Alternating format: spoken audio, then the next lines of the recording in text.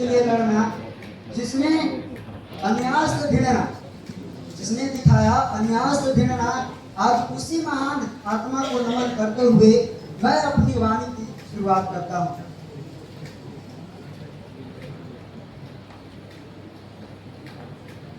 आदरणीय शिक्षकगण एवं सम्मानित अतिथिगण और मेरे प्रिय साथियों का मेरा सादर नमस्कार। मेरा टॉपिक है सबसे पहले जयप्रकाश नारायण और संपूर्ण क्रांति, उसके बाद है समाज में परिवर्तन, और आज के जो समाज है वो खास करके हम लोगों के जो हम लोग देश के लिए हैं, हम लोग क्या सोचते हैं इस पर हम लोग ज्यादा विचार करेंगे। तो सबसे पहले हम संपूर्ण क्रांति पर अपना जो विचार रखते हैं। आज मैं एक ऐसे महान व्यक्ति के बारे में बोलने जा रहा हूं जिन्होंने भारतीय लोकतंत्र को नई दिशा दी। वह महान नेता जयप्रकाश नारायण, जिन्हें हम प्यार से लोक नायक कहते हैं। जयप्रकाश नारायण का जन्म 11 अक्टूबर 1902 ईस्वी के बिहार के सारण जिले में हुआ था। वे बचपन से ही देशभक्ति और सामाजिक न्याय के प्रति समर्पित थे। उन्होंने भारत के स्वतंत्रता संग्राम में भी महत्वपूर्ण भूमिका निभाई, लेकिन उनका सबसे बड़ा योगदान था संपूर्ण क्रांति। सन 1974 ईस्वी में जब देश में भ्रष्टाचार, बेरोजगारी और अन्याय बढ़ रहा था, तब जयप्रकाश नारायण ने युवा और छात्रों को एक नई दिशा दी। उन्होंने कहा कि केवल सरकार बदलने से समस्या हल नहीं होगी, बल्कि समाज की पूरी व्यवस्था में परिवर्तन लाना होगा। इसी विचार को उन्होंने नाम दिया संपूर्ण क्रांति। संपूर्ण क्रांति का अर्थ है जीवन के हर क्षेत्र में परिवर्तन। यह क्रांति केवल राजनीतिक नहीं, बल्कि सामाजिक, आर्थिक, शैक्षिक और नैतिक परिवर्तन के भी मांग करती थी। जयप्रकाश नारायण को मानना था कि लोकतंत्र तभी मजबूत होगा जब जनता जागरूक होगी और अन्याय के विरोध खड़ा होगी, आवाज उठाएगी। उन्होंने यह आंदोलन पूरे देश में फैला दिया और लाखों लोग इससे जुड़े। इस आंदोलन ने भारत की राजनीतिक और लोकतंत्र को नई सोच दी। जयप्रकाश नारायण ने हमें यह सिखाया कि अगर समाज में गलतियां हो तो हमें चुप नहीं रहना चाहिए। हमें सत्य, न्याय और ईमानदारी के साथ समाज को बेहतर बनाने का प्रयास करना चाहिए। आज भी उनकी विचारधारा हमें प्रेरणा देती है कि हम एक ऐसे भारत का निर्माण करें जहां समानता, न्याय और लोकतंत्र की सच्ची भावना हो।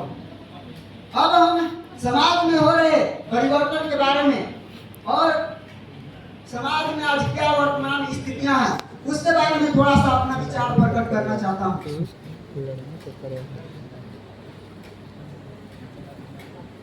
तो अक्सर एक बात आप लोग जानते होंगे कि परिवर्तन ही संसार का नियम है, और जब समाज बदलता है तभी राष्ट्र बढ़ता है। जहाँ लोग मिलकर रहते हैं, एक दूसरे की मदद करते हैं और नियमों का पालन करते हैं, वही समाज कहलाते हैं। आज हम समाज में तो हैं, लेकिन एकता की भावना नहीं है। हम आपस में बिखरे हुए हैं, जाति के आधार पर, धर्म के आधार पर और से कई ऐसे कारणों हैं जिसके कारण समाज एकजुट नहीं हो पा रही है। समाज में धीरे धीरे दूरियां बढ़ते जा रही है। इसका सबसे बड़ा कारण है स्वार्थ। हम लोग व्यक्तिगत सोचते हैं, व्यक्तिगत की भावना रखते हैं, केवल हम अपने के लिए जीते हैं। तो इस तरह से हमारा समाज का भी एक अच्छा समाज का निर्माण नहीं हो पाएगा, और नहीं हमारा जब अच्छा समाज नहीं बनेगा तो हमारा अच्छा बिहार जिला नहीं, बिहार राज्य नहीं बन पाएगा।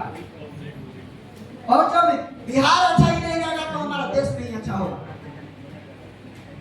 हम लोग केवल ऐसे सोचते हैं, हम लोग केवल समाज के बारे में, समाज को हटाकर हम लोग अपने रूम में क्या सोचते हैं, पहले हम अपने जो क्लास रूम है उसके बारे में थोड़ा सा चर्चा कर रहा हूँ। हम लोग ये सोचते हैं कि लड़का लड़की से बेस्ट है और लड़की लड़का से बेस्ट है, लड़का लड़की से बेस्ट है। हम लोग इतने में रहते हैं। लगभग 1.5 महीना हो चुका है और ये बात तो हम लोग गौर किए होंगे तो अक्सर ये बात क्लास में मिला होगा कि जो है लड़की लड़का को बुराई और लड़का लड़की को बुराई। इससे क्या हम लोग यही से बंटवारा यही से शुरू हो रही है। बंटवारा कहीं समाज के निर्माण होगा कहाँ से? हम ही लोग, जब हम लोग शिक्षित होंगे, हम लोग जब एकता की भावना रखेंगे तो एक अच्छा समाज का निर्माण होगा। मैं कितनों भी यहाँ पे लड़की बेस्ट है लड़का बेस्ट है, अगर कितनों भी हम इसके बारे में बोल दूं लेकिन आप लोग के समझ में नहीं आएगा। मैं इसके बारे में एक गतिविधि के माध्यम से मैं बताना चाहता हूँ।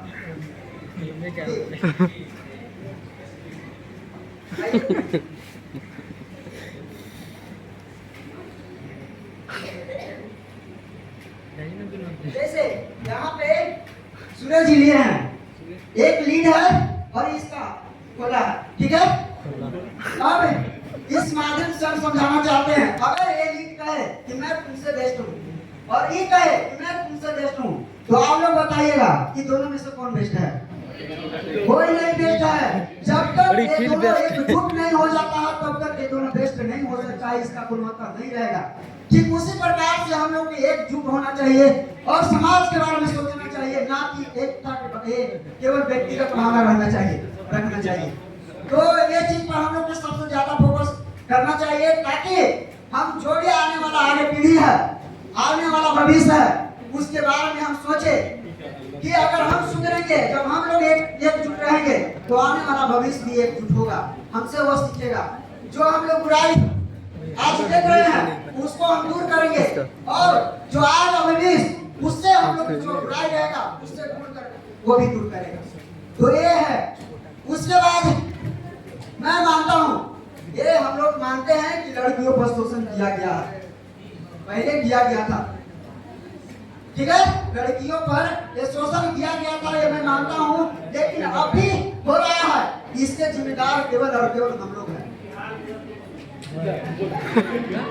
मेरा टॉपिक है समाज परिवर्तन और आज के वर्तमान समय। तो यहाँ पे तो सबसे पहले क्या है कि हम लोग एक जिम्मेदारी के साथ बढ़ नहीं रहे हैं। आज चाहे लड़का हो या लड़की हो, हम लोग सभी के उतनी स्वतंत्रता दिया गया है जितना लड़की के। आज यहाँ क्लास रूम एक जो सेमिनार हॉल है वो बता रही है कि आज वो चीज दिया गया है लड़कियों पे और लड़कों पे, जो कि एक में होना चाहिए।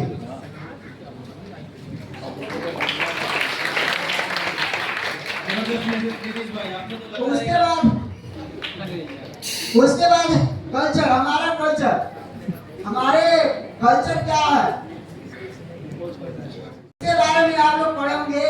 जो Indian civilisation and culture Mahatma Gandhi लिखे हैं, तो पढ़ने के लिए क्यों दिया गया है? ताकि आने वाले उनके पास बहुत दूरदर्शिता था, यानी वो बहुत दूर तक सोचते थे, आने वाले भविष्य के बारे में सोचते थे। तो इसके लिए ही दिए गए थे ताकि आने वाले जो बच्चे हैं वो पढ़ें कि हमारा संस्कृति कैसी थी और वो उसको धारण करें।